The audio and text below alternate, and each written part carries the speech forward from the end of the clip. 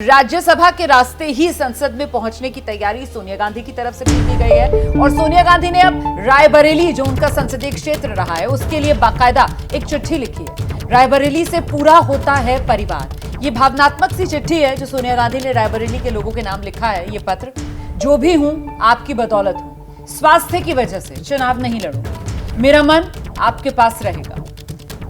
तो रायबरेली वो संसदीय सीट जहां से लगातार 2004 से सोनिया गांधी लोकसभा जीतती रही।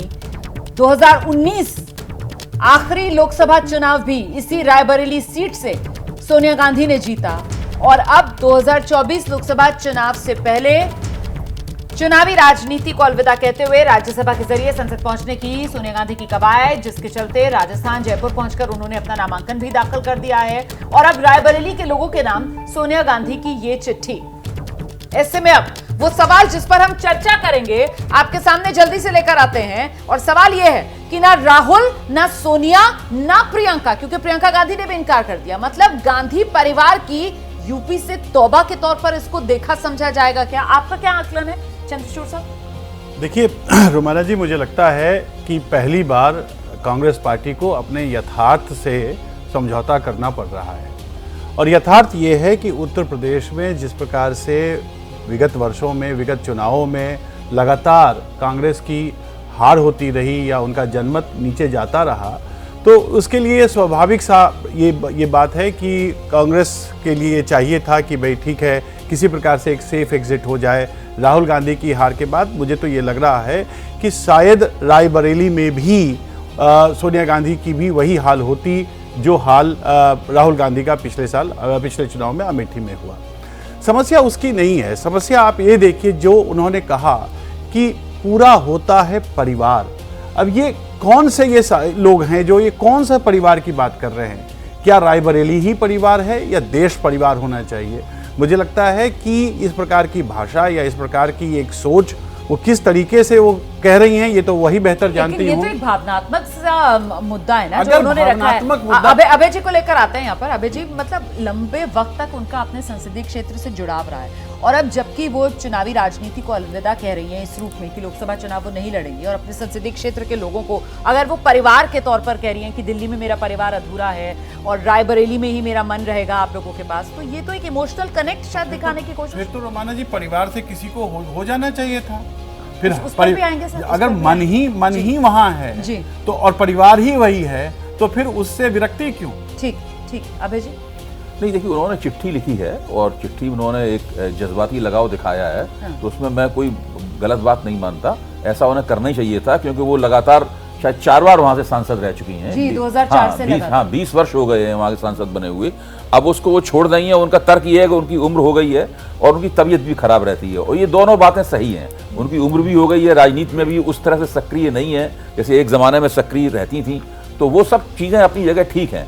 दूसरी तरफ चंद्रचूड़ जी ने जो कहा कि उत्तर प्रदेश में जो कांग्रेस की दुर्गति है, वो भी बात अपने आप में सही है। कांग्रेस इस हालत में है कि वो किसी अपने उम्मीदवार को गारंटी नहीं दे सकती कि वहां से वो चुनाव जीत सकते हैं, चाहे वो गांधी परिवार का हो या गांधी परिवार के बाहर का कोई और बड़ा नेता हो। तो दोनों ही बातें अपने आप में सही हैं। ठीक है, मैं जरा सा ये चिट्ठी पढ़ देती हूँ। ये सोनिया गांधी की तरफ से जो चिट्ठी लिखी गई है अपने संसदीय क्षेत्र के लोगों को। इस चिट्ठी में जो भावनात्मक एक कनेक्ट है, एक जुड़ाव है, जिसका जिक्र सोनिया गांधी की तरफ से किया गया है आपके सामने। वो लिख रही हैं कि मेरा परिवार जो है वो दिल्ली में अधूरा है। आगे वो लिखती हैं कि रायबरेली आकर आप लोगों से मिलकर पूरा होता है ये मेरा परिवार।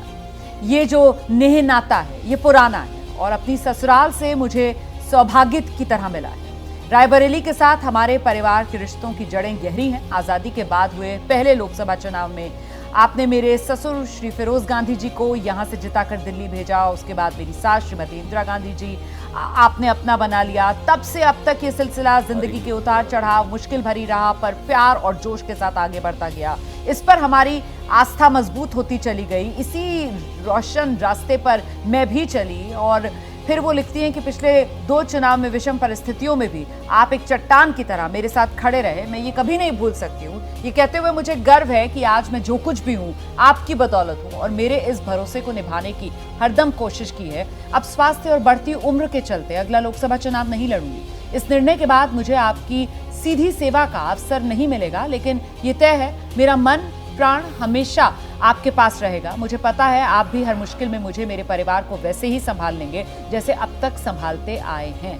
बड़ों को प्रणाम, छोटों को स्नेह, जल्द मिलने का वादा। तो ये वो भावनात्मक सी चिट्ठी जो सोनिया गांधी ने अपने संसदीय क्षेत्र में भेजी है। आइए मुकेश जी। देखिए, ये बात बिल्कुल सही है कि सोनिया जी को गंभीर बीमारी है जिसकी वजह से वो बहुत पॉलिटिकली एक्टिव नहीं रह पाती हैं, और उम्र की बात भी सही है। लेकिन वो देखें तो अगर संसद जा सकती हैं, संसद की गतिविधियों में भाग ले सकती हैं और तमाम दूसरी गतिविधियों में भाग लेती हैं, तो चुनाव वैसे भी वो खुद नहीं लड़ती थी, उनका परिवार, उनकी पार्टी के लोग लड़ते थे। तो ये अगर चुनाव लड़ना था तो सोनिया गांधी को वहाँ से उत्तर प्रदेश को खाली करना, ये एक तरह से जो हमारे दोनों पैनलिस्ट ने कहा कि वास्तविकता को स्वीकार करना, मैं कहता हूँ वास्तविकता से भागना है। वास्तविकता के साथ आपको लड़ना था। अगर यथार्थ ये है कि वहाँ पे उत्तर प्रदेश में कांग्रेस की हालत खराब हो रही है, तब तो कम से कम सोनिया गांधी को और उनके परिवार के लोगों को वहां जरूर डटे रहना चाहिए था। और अगर वो राज्यसभा चुनाव लड़ सकती हैं तो ऑब्वियसली उनको ये मान के चल रही होंगी कि वो संसद की कार्यवाही में जाएंगी।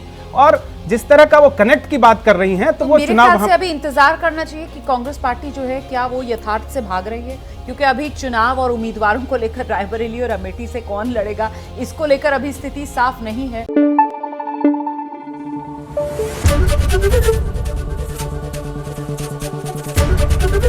एबीपी न्यूज आपको रखे आगे।